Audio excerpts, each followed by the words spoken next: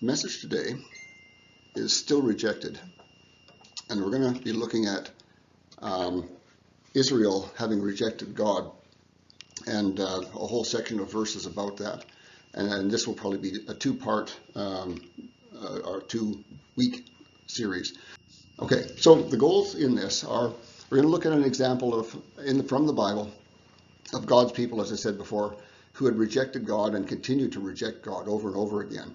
And we're going to look at what the verses say about how they view God and the relationship that they have with God now that they're rejecting him, and what they think about God and how they treat him, and what they say about the things that they've done.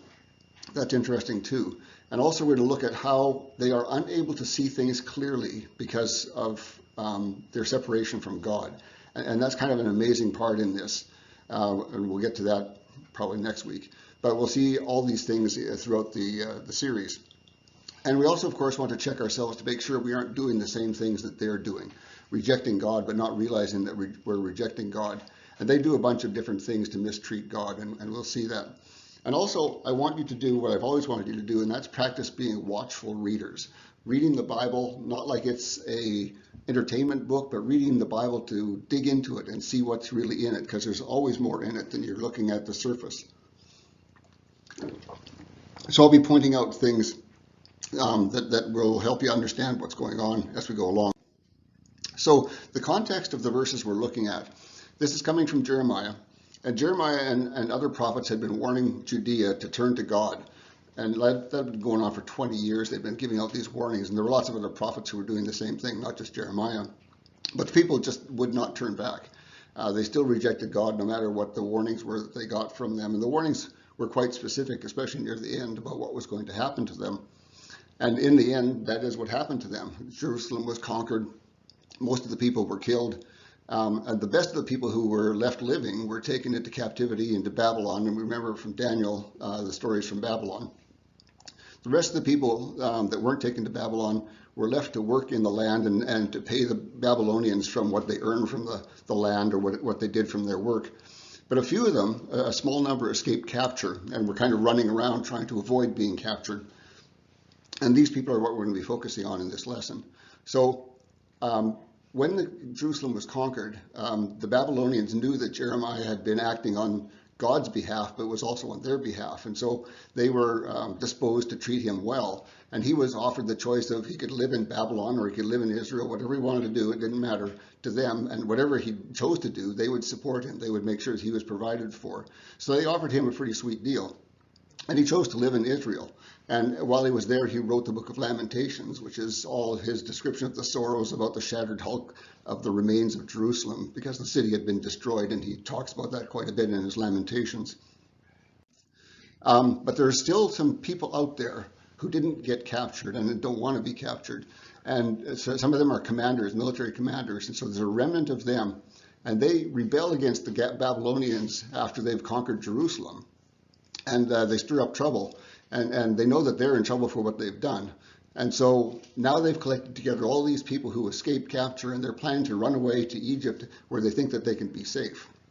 So from Jeremiah 41, verses 17 through 18, it says, "And they went and stayed in Jeruth Chimham, which is beside Bethlehem, in order to proceed into Egypt." So their plan was that they're going to form up there and then head off to Egypt. "Because of the Chaldeans, for they were afraid of them, since Ishmael, the son of Nethaniah, had struck down Gedaliah, the son of Ahikam, whom the king of Babylon had appointed over the land." So because they had attacked the appointed person that the Babylonians had set up to rule over them and had killed him, they're afraid that they're going to be killed. And so now is the time they feel that they need to run off to Egypt to be safe. So they formed up here in this town near Babylon. And at the last minute, they're ready to go down to Egypt. And they decide to ask Jeremiah to ask God what they should do. So it's kind of late in the process to be asking God. So the request for God's will comes in Jeremiah 42, 1 through 3.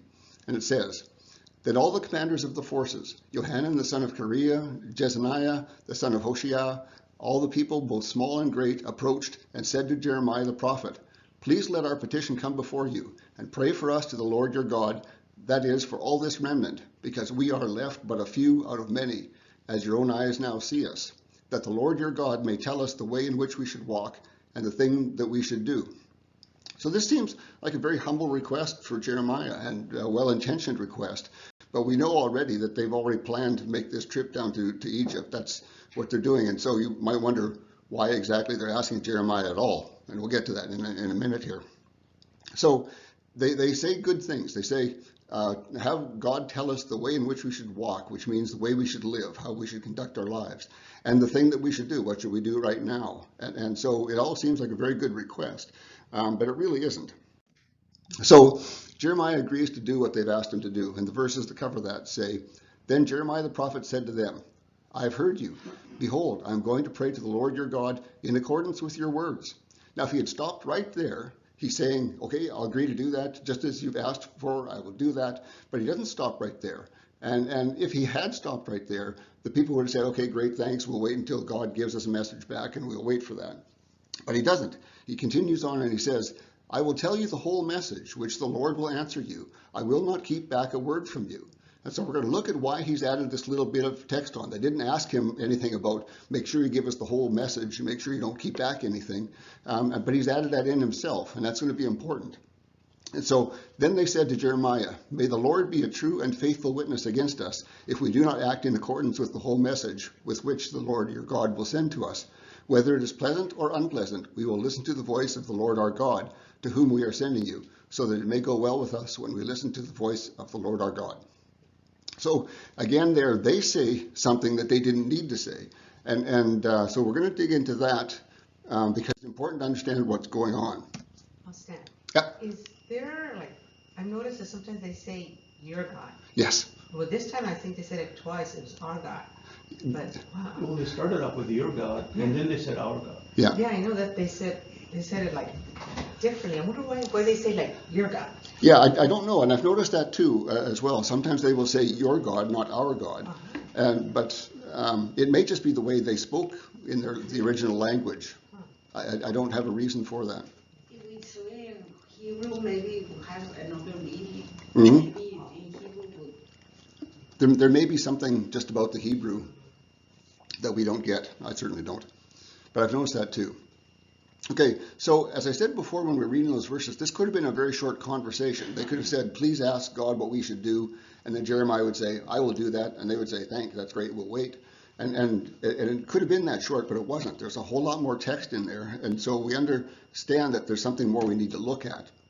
And so this is something you should always do when you're looking at the Bible, is ask questions like that. Why is this here? Why is Jeremiah saying this? Why are the people saying that? And so what Jeremiah says that's odd is, I will tell you the whole message which the Lord will answer you. I will not keep back a word from you.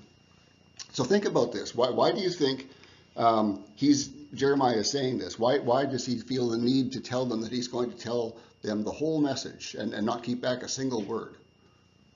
I would think that he's trying to tell the people these are not my thoughts, my plans for you, but it comes from God. That's part of it, I think, yeah. There's more to it, though. Well, today that doesn't happen today very much anymore, because a lot of people will tell them what they want to hear and not what they should hear, what God really wants them to hear. Yeah. So they kind of water it down, or they give them happy talk, and they make them feel good about themselves, But I guess Jeremiah was not going to do that. No, I'm sure he wouldn't have. But I think there's even more to it yet. What does he mean when he says, I will tell you the whole message? That essentially says that he thinks that there's some reason that they would think that he's not giving them the whole message.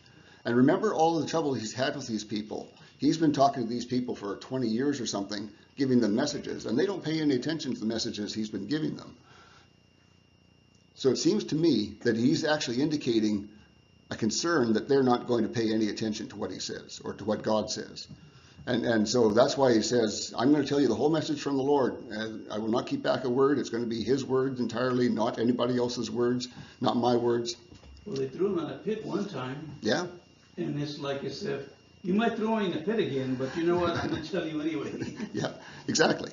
And so he has a history with these people. He knows what they're like, and he knows that they've come to him with already a plan to go down to Egypt. They're not here on good, what they appear to be in good pretenses. And so the people hear that. They hear what he said there about, I'm going to tell you the whole message. And so their response to that is, whether it's pleasant or unpleasant, we will listen to the voice of the Lord our God. So they see what he has said as being an accusation against them, that I'm going to give you the whole word, but I know in the past you haven't trusted me on anything I've said. And so they say, no, we're going to pay attention. Whatever the Lord says, pleasant or unpleasant, we're going to do that. And if you know these series of verses, you know that they eventually don't. So that's the first module here that we're looking at. Any questions or thoughts so far? Well, listening and doing is two different things. That's true. Yeah. They were going to listen to him, but that doesn't mean that, oh yeah, we're going to do exactly what you say to me from the Lord. Yeah. Yeah, that definitely is the case here.